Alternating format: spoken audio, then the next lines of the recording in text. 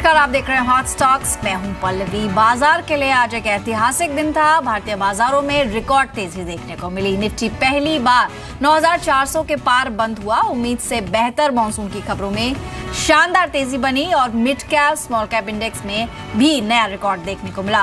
Closing पर Nifty 90 अंकों की तेजी के साथ 9407 के स्तर पर बंद हुआ। वहीं सेंसेक्स ने ट्रिपल सेंचुरी मारी और 315 अंकों की मजबूती के साथ 30,248 के स्तर पर बंद हुआ। सबसे ज्यादा तेजी जिन सेक्टर्स में थी उनमें telecom, FMCG, auto, health care, energy share शामिल रहे। वहीं आईटी और रियल्टी इंडेक्स को छोड़ दिया जाए तो बीएसई के तमाम सेक्टर इंडेक्सेस हरे निशान में ही क्लोज रहे। बाजार में आज तेजी की कुछ प्रमुख वजह थी। सबसे पहली वजह, आईएमडी ने मॉनसून सामान्य रहने का अनुमान दिया, क्योंकि इससे पहले आईएमडी की तरफ से 96% बारिश का अनुमान था, जिससे अब ये दूसरा अनुमान था जिसे रिवाइज किया गया, जिसके चलते जितने भी कंज्यूमर ओरिएंटेड सेक्टर थे वहां पर अच्छी स्ट्रेंथ देखने को मिली। बेहतर मॉनसून की उम्मीद में दिग्गज एफएमसीजी शेयर्स में तेजी देखने को मिली। साथ ही एफआईएस की बाजार में खरीदारी एक बार लौटी है। यानी लगातार पिछले कुछ दिनों से हमने देखा बिकवाली के बाद अब खरीदारी का रुख देखने को मिल रहा है। वहीं डीआईएस की तरफ से भी लगातार खरीदारी देखने को मिल रही है। सबसे बड़ी एक और वजह है जीएसटी की। 1 जुलाई से जीएसटी लागू होने की उम्मीद है, जिसके चलते हम देख रहे हैं बाजार में एक पॉजिटिव मोमेंटम, एक स्ट्रेंथ बनी हुई है। साथ ही साथ क्रूड की जो चाल फिलहाल है, कच्चा तेल लगातार $50 प्रति बैरल के नीचे बरकरार है, जो कि भारतीय इकोनॉमी के लिए एक अच्छी वजह है। ज्यादातर कंपनियों के Q4 के नतीजे अनुमान के मुताबिक रहे हैं, एक और खास वजह जिसके चलते भी बाजार में तेजी देखने को मिल रही है। साथ ही जी एंटरटेनमेंट के नतीजे बेहद शानदार रहे, जिसके चलते हमने आज मीडिया शेयरों में तेजी देखने को मिली। और साथ ही भारतीय एयरटेल के नतीजे जो कल देर रात आए, वहां उसके नतीजों के बाद टेलीकॉम शेयरों में आज अच्छी खरीदारी देखने को मिली और टेलीकॉम इंडेक्स ऑलमोस्ट 5% की बढ़त के साथ बंद हुआ। एफआईएस और डीआईएस के आंकड़े देखें तो आज भी एफआईएस की तरफ से खरीदारी का रुख रहा। ऑलमोस्ट 893 करोड़ की कैश में खरीदारी रही। वहीं डीआईएस की तरफ से 230 करोड़ के आसपास की बिकवाली देखने को मिली। बाजार के बड़े एक्सपर्ट क्या मानते हैं फिलहाल और कहां दाव लगाना चाहिए, आइए सुनते हैं। जिस तरह के रिफॉर्म्स में प्रगति हो रही है, जिस तरह से कॉर्पोरेट प्रॉफिटेबिलिटी अगले कुछ क्वार्टर्स में धीरे धीरे इंप्रूवमेंट होती हुई दिख रही है, और जो अदर फैक्टर्स हैं, और जिस तरह से लिक्विडिटी बाजार में आ रही है डोमेस्टिक इन्वेस्टर्स की पर्टिकुलरली, तो overall from long term perspective बाजार अच्छा लगता है। जब लॉन्ग टर्म बुल मार्केट में भी छोटे मोटे करेक्शंस आते रहते हैं और इस बार भी आएंगे, ऐसा नहीं है कि बाजार एक वर्टिकल रूप में ऊपर हमेशा जाता ही रहेगा, बट स्ट्रक्चरली अगर कोई लंबे समय के लिए निवेश कर रहे हैं तो बाजार अच्छा लगता है। तो हर गिरावट पे खरीदारी का रुख अपनाया जा सकता है। हालांकि बाजार में जिस तरह की तेजी है, ये थोड़ा सा मुश्किल है सोचना कि अब गिरावट आएगी। एक बुलिश मार्केट में हमारे साथ आज के एक्सपर्ट रोहित सिंगरे भी मौजूद हैं। Good evening Rohit. मार्केट्स के लिए तो आज बहुत शानदार दिन था, अच्छी ओपनिंग और उसके बाद लगातार पूरे दिन ही तेजी देखने को मिली। हालांकि कल के सेशन पे अगर हम ध्यान दें तो पूरा दिन फ्लैटिश टोन में ही ट्रेड हुई। आज की जिस तरह की क्लोजिंग रही है एक्सपेक्टेड लाइंस पे थी, और कल के लिए क्या अहम सपोर्ट आप देखते हैं, निफ्टी का स्ट्रैटेजी क्या होनी चाहिए? Good evening Pallavi. बिल्कुल हम लोग ने आज हिस्टोरिकल लेवल्स पे आज क्लोजिंग देखी है निफ्टी की, और अगर हम लोग लास्ट 10 सेशन ट्रेडिंग सेशन की बात करें तो निफ्टी ने एक रेंज में ही ट्रेड किया 100 पॉइंट्स के 9270 9370, एक 100 पॉइंट्स का रेंज बना के रखा था निफ्टी ने, और आज ब्रेकआउट काफ़ी अच्छा मिला है। और हम लोग वॉल्यूम एक्टिविटी भी देख सकते हैं कि चार्ट पे काफ़ी अच्छी वॉल्यूम एक्टिविटी हम लोग ने देखने को मिली है। और दूसरी तरफ अगर मैं डेरिवेटिव डेटा को स्टडी करता हूँ तो कल तक अगर मैं देखता हूँ कि 9400 के कॉल में काफ़ी एक अच्छा हाईएस्ट ओपन इंटरेस्ट बना हुआ था, जो कि अब शिफ्ट हो गया 9500 के कॉल में, जो भी एक अगेन पॉजिटिव साइन रहा है निफ्टी के लिए। तो मेरे हिसाब से एक ऊपर की तरफ हम लोग इमीडिएट अगर टारगेट में सजेस्ट करूंगा निफ्टी के अंदर तो 9500 से लेकर 9550 तक के टारगेट रहेंगे। कोई भी डीप अगर आती है मार्केट में तो डेफिनेटली बाय करके चलना चाहिए। चलिए अब तरीका भी बता दें दर्शकों को किस तरह से आप अपने सवाल हम तक पहुंचा सकते हैं। आप टोल फ्री नंबर पर कॉल कर सकते हैं या फिर लैंडलाइन पर कॉल करके एक्सपर्ट से अपनी राय पूछें अपने चुने हुए शेयर्स पर। साथ ही फेसबुक और व्हाट्सएप के जरिए भी आप हमसे जुड़ सकते हैं और दिए हुए नंबर्स पर आप कॉल कर सकते हैं। फेसबुक पर अगर आप जुड़ना चाहते हैं तो आपको जी बिजनेस के ऑनलाइन पेज पर जाना है, वहां अपनी क्वेरी पोस्ट करनी है और ज्यादा से ज्यादा फेसबुक दर्शकों के हम सवाल शामिल करने की कोशिश करेंगे। इस वक्त फोन लाइन पर सबसे पहले हेम कुमार जुड़ रहे हैं छत्तीसगढ़ से। गुड इवनिंग हेम कुमार जी, पूछिए कौन सा स्टॉक है आपके पास? मैडम मैं ओबीसी लिया हूँ 202 के भाव में 300 शेयर, तो आगे 202 के भाव पे, ठीक है जी, बताइए कितना समय दे पाएंगे अपनी खरीद को? मैडम मैं 2 साल ऑलरेडी रख चुका होल्ड करके, आगे क्या कितना और होल्ड करूँ? लेकिन अब देखिए, आपने जिस समय होल्ड किया सरकारी बैंक के इस शेयर को, तो वक्त थोड़ा सा मुश्किल था, लेकिन धीरे धीरे एनपीए की स्थिति थोड़ा सुधरने की और काम भी हो रहा है, कदम भी उठाए जा रहे हैं। एक्सपर्ट से जान लेते हैं कि अभी आपको क्या करना चाहिए। रोहित, ओबीसी 202 के लेवल्स पे खरीदा है, नुकसान इनको हो रहा है, लेकिन अभी थोड़ा पिक्चर चेंज हो रही है। एटलीस्ट ऐसा लग रहा है, एहसास जरूर है कि एनपीए को लेकर स्थिति जो है थोड़ा सॉल्व होने की तरफ हम आगे बढ़ रहे हैं, और जिस तरह से अध्यादेश लाया जा रहा है और बहुत कुछ हो रहा है, पीएसयूज की पिक्चर जो स्ट्रक्चर है कुछ चेंज होगा। आपको लगता है ओबीसी में अभी बने रहना चाहिए? बिल्कुल, एक पीएसयू के अंदर हम लोगों ने काफ़ी अच्छी बाइंग देखी है स्टॉक्स के अंदर। अभी हल्का सा प्रॉफिट बुकिंग दिख रहा है, हम इस करंट लेवल्स पर बिल्कुल बने रहना चाहिए इनको। मेरे हिसाब से ओबीसी के अंदर इनको इमीडिएट लेवल जो मैं सजेस्ट करूंगा ऊपर की तरफ जो 220 से 230 तक के लेवल रहेंगे, तो एक बार होल्ड करके चलिए।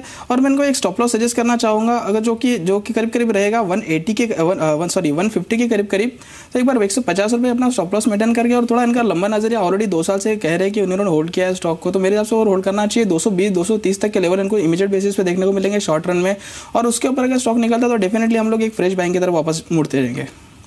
होल्ड करके चलिए। ठीक है, तो अभी बने रह सकते हैं आप। 173 आज की क्लोजिंग देखने को मिली, आपके भाव से अभी भी बहुत नीचे है। फोन लाइन पर सोमनाथ है वेस्ट बंगाल से। नमस्कार सोमनाथ जी, पूछिए कौन सा स्टॉक लिया है आपने? मेरे पास फ्यूचर कंज्यूमर के 200 शेयर है 34 भाव पे। 34 पे आपने लिया है, और ये कब की खरीद है? ये मेरा 1 महीना पहले का ही खरीद है। तो कितना समय इसको दे पाएंगे आप? ये मैं 1 साल से ऊपर रखना चाहता हूँ, तो इसका प्रोस्पेक्ट कैसा होगा? ठीक है, 1 साल तो लंबी अवधि ही एक तरह से माना जा सकता है। आज ओवरऑल देखा जाए तो 3% से ज्यादा की तेजी फ्यूचर कंज्यूमर के स्टॉक में देखने को मिली है। हालांकि ओवरऑल मार्केट ही बुलिश थी, तो ज्यादातर स्टॉक्स पार्टिसिपेट भी कर रहे थे। रोहित, आपकी तरफ से क्या रहेगी कॉल? अभी क्या करना चाहिए? 1 साल और होल्ड करना चाहिए फ्यूचर कंज्यूमर?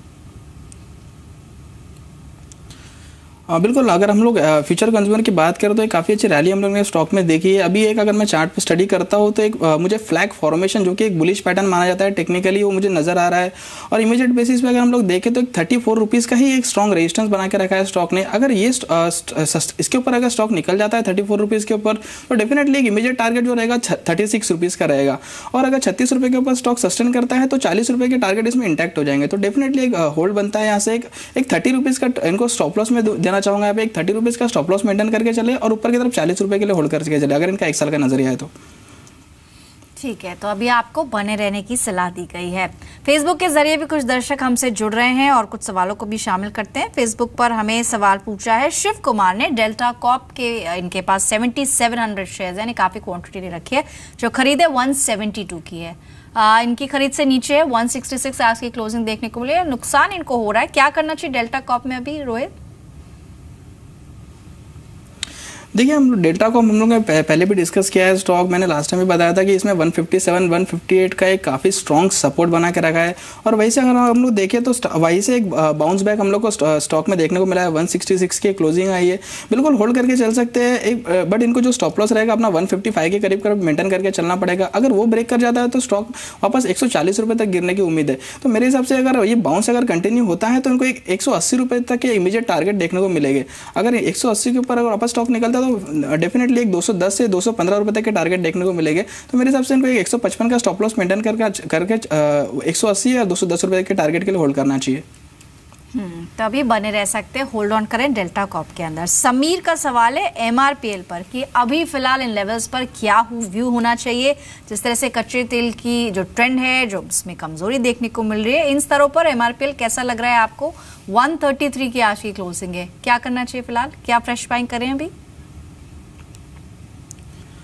देखिए, अगर एमआरपीएल की बात करें हम लोग तो स्टॉक ने काफ़ी अच्छी रैली दिखाई है। एक 115 रुपये के ऊपर जब स्टॉक ने ब्रेकआउट दिया था तो वन वे हम लोग ने रैली देखी थी 135 रुपये तक। तो मेरे हिसाब से अभी जो स्टॉक चल रहा है थोड़ा ओवरबॉट जोन में चल रहा है ट्रेड, तो एक थोड़ा सा हम लोग पैनिक भी देख सकते हैं स्टॉक के अंदर। अगर 126 के ऊपर स्टॉक सस्टेन करता है और तो ऊपर की तरफ मैं 155 से लेकर 160 रुपये तक के टारगेट रिकमेंड करूँगा। अगर 125 के नीचे का स्टॉक लुढ़कता है तो डेफिनेटली एक बार एग्जिट बनता है स्टॉक से।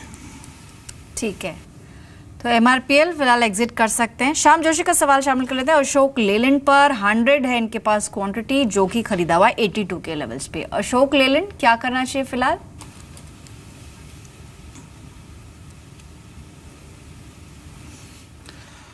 अशोक लेलैंड में एक 86 रुपीज़ का काफ़ी स्ट्रॉन्ग जोन बना के रखा है स्टॉक ने। हमेशा मैं 2-3 ट्रेडिंग सेशन में देख रहा हूँ कि अगर स्टॉक वहाँ तक जाता है 86 से, फिर नीचे की तरफ इसमें एक सेलिंग प्रेशर बन जाता है 86 रुपीज़ से। तो अगर 86 के ऊपर अगर स्टॉक निकलता है तो हम लोग को ऊपर की तरफ जो रहेगा 90 से 95 रुपीज़ तक के टारगेट देखने को मिलेंगे। बट अगर 86 अगर वापस सस्टेन नहीं कर पाता है स्टॉक, तो मेरे हिसाब से इनको एक बार प्रॉफिट बुक कर लेना चाहिए स्टॉक में, या फिर अगर इन्होंने ट्रेडिंग पर्पज़ के लिए लिया है तो अगर इनका थोड़ा लंबा नजरिया है तो एक बार इनको स्टॉप लॉस जो मेंटेन करके चलना चाहिए वो 80 रुपीज़ का स्टॉप लॉस मेंटेन करके चलिए। ऊपर तरफ 95 से लेकर 100 रुपीज़ तक के टारगेट देखने को मिल सकते हैं। तो इंट्राडे के लिहाज से फिलहाल होल्ड ऑन कर सकते हैं, लेकिन 82 का एक स्टॉप लॉस यहाँ पर रखे। फेसबुक के जरिए कई सवाल आ रहे हैं और जगन्नाथ जी का सवाल है आइडिया पे 88 के लेवल्स पे इन्होंने खरीदा है, 100 है क्वांटिटी। और साथ ही जिग्नेश का सवाल है वेल्सपन इंडिया पे 100 है इनके पास 88 के लेवल्स पे। दोनों ही शेयर्स पर आपकी राय क्या? आइडिया और वेल्सपन क्या करना चाहिए फिलहाल? वेल्सपन में तो इनको फायदा हो रहा है 2 रुपए का हर शेयर पर। आज हालांकि पार्टिसिपेट नहीं किया शेयर ने, 2.5% नीचे क्लोजिंग रही है, क्या करना चाहिए अभी? देखिए अगर आइडिया की हम लोग बात करें तो एक 2-3 दिन से हम लोग देख रहे हैं कि काफ़ी अच्छी बाइंग स्टॉक में हो रही है नीचे के लेवल से।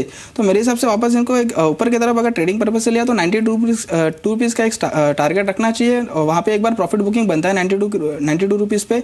और वेल्सपून इंडिया की अगर मैं बात करता हूँ तो 2-3 दिन से हम लोग ने देखा है कि सेलिंग प्रेशर ऊपर के लेवल से एक ने ब्रेकआउट दिया था स्टॉक ने करीब 94 रुपीज़ के ऊपर, वहाँ से बट सस्टेन नहीं कर पा रहा है स्टॉक और हम लोग कंटिन्यूसली सेलिंग प्रेशर देख रहे हैं ऊपरी लेवल से।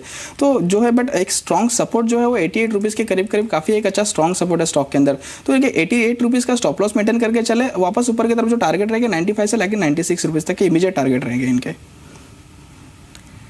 चलिए कुछ और दर्शक हैं जो व्हाट्सएप के जरिए भी अपने सवाल पूछ रहे हैं और एक सवाल शामिल करते हैं राजीव ने दिल्ली से सवाल पूछा है। कंट्री क्लब, इनके पास क्वांटिटी काफी है, 4500 स्टॉक्स है, 16 रुपए पे खरीदे हुए हैं। अगर आप ट्रैक करते हैं रोहित इसे, कंट्री क्लब में क्या करना चाहिए फिलहाल इन लेवल्स पे? देखिए अगर कंट्री क्लब की बात करें तो काफ़ी एक हाई बीटा स्टॉक रहा है कंट्री क्लब और एक रेंज बना के रखा है स्टॉक ने। तो मेरे हिसाब से अगर इसको चार्ट स्ट्रक्चर अगर मैं रीड करता हूँ तो एक 17 रुपये 30 पैसे और नीचे की तरफ एक 14 रुपये का काफ़ी स्ट्रॉन्ग एक जोन बना के रखा है। और हमेशा देखा है हम लोगों ने चार्ट पे कि एक 17 रुपये के ऊपर जब भी स्टॉक जाता है तो एक इसमें प्रॉफिट बुकिंग नज़र आती है। अगर इन्होंने इनका जो बाइंग लेवल है 16 रुपीज़ का, अगर 17 रुपये तक अगर आता है तो एक बार डेफिनेटली प्रॉफिट बुकिंग बनता है। और एक स्टॉप लॉस अगर इनको मेंटेन करना चाहिए वो 14 रुपये 80 पैसे के करीब एक स्टॉप लॉस लगा है। ऊपर की तरफ 17 रुपये 20 पैसे पे एक बार प्रॉफिट बुक कीजिए। ठीक है, कंट्री क्लब में आप प्रॉफिट्स अपने बुक कर सकते हैं। आपकी खरीद हालांकि 16 रुपए की है तो थोड़ी सी तेजी अगर इसमें आती है तो एग्जिट कर लें। फोन लाइन पर हरीश हैं दिल्ली से अपना सवाल पूछने के लिए। नमस्कार हरीश, पूछिए क्या सवाल है आपका? नमस्कार जी। बताइए। मेरे पास जेपी इंफ्रा है, मैंने 92 में आईपीओ में लिए थे, बहुत पुरानी खरीदी है। ओके, तो अभी मैं जानना चाहता हूँ इसको बेच दूं या एवरेज करूं?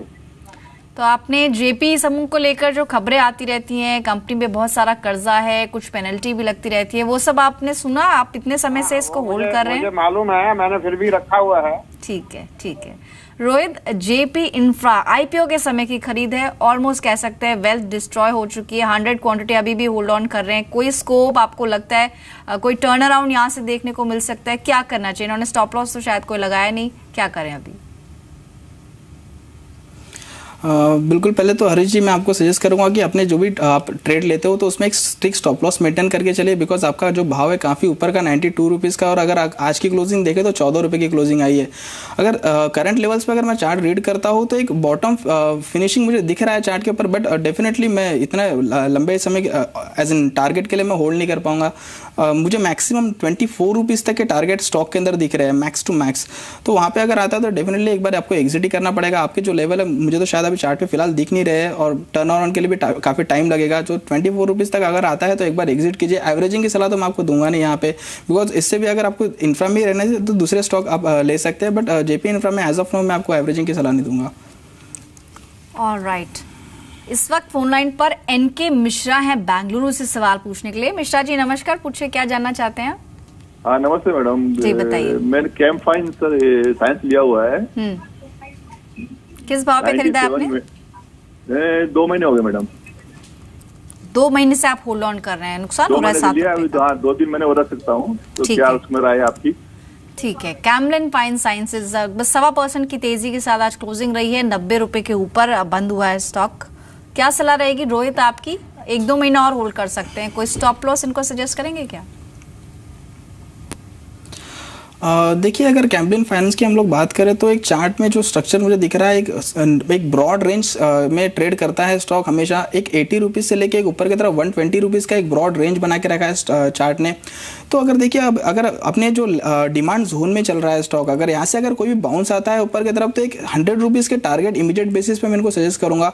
अगर वहाँ तक आता है तो वहाँ पे एक बार प्रॉफिट बुकिंग बनता है स्टॉक के अंदर, और अगर वहाँ से भी अगर 100 रुपीज़ के ऊपर अगर सस्टेन करता है तो डेफिनेटली 120 का एक टारगेट इमीडिएट जो रहेगा इंटैक्ट रहेगा इसमें। और नीचे की तरफ जो 80 रुपये का एक स्टॉप लॉस मैं इनको सजेस्ट करना चाहूँगा, जो कि काफ़ी स्ट्रॉन्ग जोन है स्टॉक का। तो एक 80 रुपीज़ की अगर कोई भी क्लोजिंग होती है तो डेफिनेटली एक बार एग्जिट कीजिएगा स्टॉक से, और यहाँ से कोई भी बाउंस आता है तो ऊपर की तरफ रैली में एक बार एग्जिट कीजिए। कोई भी तेजी आती है कैम्पलिन फाइन में तो आप एग्जिट कर सकते हैं। फिलहाल इनके लेवल्स को क्लोजली वॉच करें, आपकी खरीद से अभी भी 7 रुपए नीचे है। लेकिन कुछ चुनिंदा स्टॉक्स हम लेकर आते हैं आपके लिए टॉप 20 में, जहां पर इंट्राडे में आप मुनाफा कमा सकते हैं। सबसे पहला स्टॉक आपके लिस्ट पर होना चाहिए ग्लेनमार्क। क्वार्टर 4 के नतीजों से पहले ही शेयर में खरीदारी देखने को मिल रही है। अनुमान है कि जो मुनाफा है लगभग 3.5 गुना बढ़ सकता है और मार्जिन भी 18.7% बढ़ सकते हैं ईयरली बेसिस पे। खरीदारी के लिए 900 रुपए का लक्ष्य होगा, 880 का स्टॉप लॉस लगाएं। आज भी लगभग 3.25% की बढ़त के साथ स्टॉक में क्लोजिंग रही है। ऑर्किड फार्मा एक और शेयर है फार्मा स्पेस से, जहां पर आज अच्छे वॉल्यूम्स के साथ खरीदारी देखने को मिली है। 36 रुपए के लक्ष्य के लिए आप कल बाय कर सकते हैं, 33.5 का स्टॉप लॉस लगाएं। साथ ही रैलिस इंडिया एक शेयर है, जहां पर आज आप बेट कर सकते हैं कल के सेशन में मॉनसून का जो ट्रिगर है कि बेहतर मॉनसून रहेगा, उसके चलते एग्री शेयरों में तेजी देखने की उम्मीद है और औसत के मुकाबले आज भी 1.5 गुना ज्यादा वॉल्यूम देखने को मिला। 256 के लेवल्स के लिए बाय करें, 245 का स्टॉप लॉस लगाएं। साथ ही सिकल लॉजिस्टिक्स क्वार्टर 4 में जो मुनाफा है लगभग 9.3 करोड़ से बढ़कर 16.3 करोड़ रुपए रहा है, यानी कि एक अच्छा इजाफा ईयरली बेसिस पर मुनाफा फ्रंट पे देखने को मिला है। मार्जिन भी 15.2 से बढ़कर 18% रहे हैं, तो यहां पर भी बाय करके चल सकते हैं। 280 के लक्ष्य के लिए 268 का स्टॉप लॉस लगाएं। अगले शेयरों का अक्षर केमिकल्स का भारी वॉल्यूम के साथ शेयर में तेजी देखने को मिली है अपनी एवरेज के मुकाबले। हालांकि ये काफी लो वॉल्यूम स्टॉक रहता है, लेकिन आज ऑलमोस्ट 10 टाइम्स वॉल्यूम यहां पर देखने को मिले। 745 के लक्ष्य के लिए बाय करें, 725 का स्टॉप लॉस लगाएं। उकल फ्यूल एक और शेयर है, जहां पर खबर भी थी कि प्रमोटर्स ने 44 लाख गिरवी शेयर छुड़वाए हैं। कोटक महिंद्रा इन्वेस्ट से लगभग 20% गिरवी शेयर आज कंपनी छुड़वाए, ये एक बड़ा ट्रिगर है। उकल फ्यूल में आप बाय कर सकते हैं, 220 के लक्ष्य के लिए 210 का स्टॉप लॉस लगाएं। फोर्स मोटर्स एक और शेयर है, जहां पर नतीजों से पहले शेयर में खरीदारी देखने को मिल रही है। क्वार्टर 4 के नतीजों में तेजी रहने का अनुमान है। 4680 के लक्ष्य के लिए आप बाय करें, 4500 का स्टॉप लॉस लगाएं। साथ ही एमटेक ऑटो आज अंतिम चरण में शेयर में रिकवरी देखने को मिली है। 42 के लक्ष्य के लिए बाय कर सकते हैं, 38.2 का स्टॉप लॉस लगाएं। इसके अलावा सीमेंस नतीजे अनुमान से कमजोर रहे और यहां पर बिकवाली के संकेत है। बेहतर ऑर्डर इनफ्लो के बाद भी मुनाफे में मामूली बढ़त देखने को मिली है, तो सीमेंस में आप सेल करके चले। 1430 के लक्ष्य के लिए 1468 का स्टॉप लॉस आपको रखना होगा। अगली कॉल है एक और cell call CA tyre space से। आज तेज बाजार था, उसके बावजूद भी टायर शेयरों में कमजोरी देखने को मिली, खासतौर पर आखिरी 1 घंटे में भारी वॉल्यूम के साथ बिकवाली आई। यहाँ पर 1600 रुपए के लक्ष्य के लिए आप सेल कर सकते, 1655 का स्टॉप लॉस आप लगाएं यहाँ पे। रोहित, 10 स्टॉक्स अब तक हमने बताया, जिसमें से काफी हद तक रिजल्ट्स ओरिएंटेड थे और मॉनसून का जो फैक्टर था वो भी काफी हावी रहा। इनमें से कोई शेयर जो आपको पसंद आया हो? बिल्कुल पल्लवी, मेरा जो फर्स्ट पिक रहेगा वो ऑर्किड फार्मा रहेगा। काफ़ी अच्छी हम लोग ने लास्ट मंथ एक ब्रेकआउट देखा था स्टॉक के अंदर, फिर अच्छी एक रैली देखी। वापस हम लोग को सेम लेवल से ब्रेकआउट लेवल पे स्टॉक मिल रहा है। काफ़ी स्ट्रॉन्ग सपोर्ट पे ट्रेड कर रहा है, 200 DMA 100 DMA के क्रॉसओवर पे ट्रेड कर रहा है सपोर्ट। और आज हम लोग ने देखा है कि वॉल्यूम ब्रेकआउट हुआ है स्टॉक के अंदर, तो डेफिनेटली मेरे हिसाब से एक बाय बनता है ऑर्किड फार्मा के अंदर। और दूसरा जो मेरा पिक रहेगा वो रैलीज इंडिया रहेगा। आज हम लोग ने देखा है काफ़ी अच्छा एक वॉल्यूम ब्रेक हम लोग को स्टॉक में दिखा है, काफ़ी अच्छे स्ट्रॉन्ग सपोर्ट पे वापस रैलीज इंडिया भी ट्रेड कर रहा है, तो मेरे हिसाब से एक बार बाय करके चल सकते हैं। शॉर्ट टर्म में 260 तक के टारगेट देखने को मिल सकते हैं रैलीज इंडिया के अंदर भी।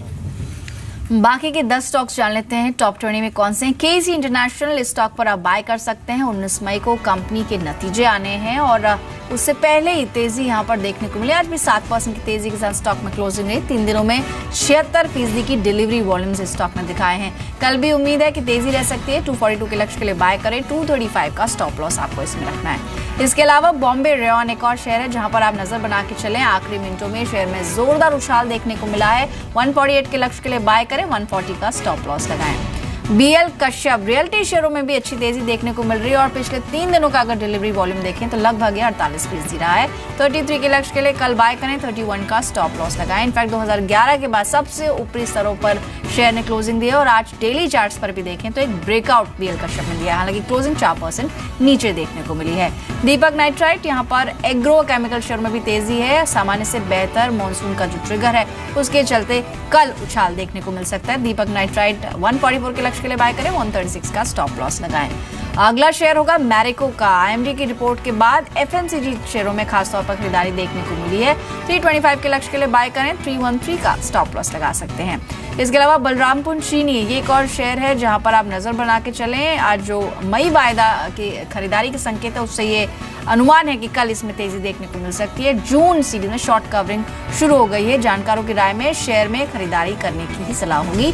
172 के लक्ष्य के लिए बाय करें, 163 का स्टॉप लॉस लगाएं। आज भी 4% के गेंस के साथ बलरामपुर चीनी क्लोज हुआ है। इसके अलावा महानगर गैस एक शेयर है जहां पर आंकड़े यही बताते हैं कि यहाँ पर बाय किया जा सकता है। मई वायदा के ओपन इंटरेस्ट में 30% से ज्यादा का इजाफा देखने को मिला है।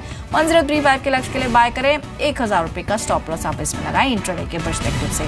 साथ ही एमटीएनएल, बीएसएनएल के साथ विलय जल्द हो सकता है। हालांकि खबरें कई दिन से हैं, लेकिन अब कुछ ही दिनों में सरकार फैसला ले सकती है और इस तरह की बस है। इसके चलते एमटीएल में दाव आप लगा सकते हैं। 28 के लक्ष्य के लिए 24.90 का स्टॉप लॉस आपको लगाना होगा।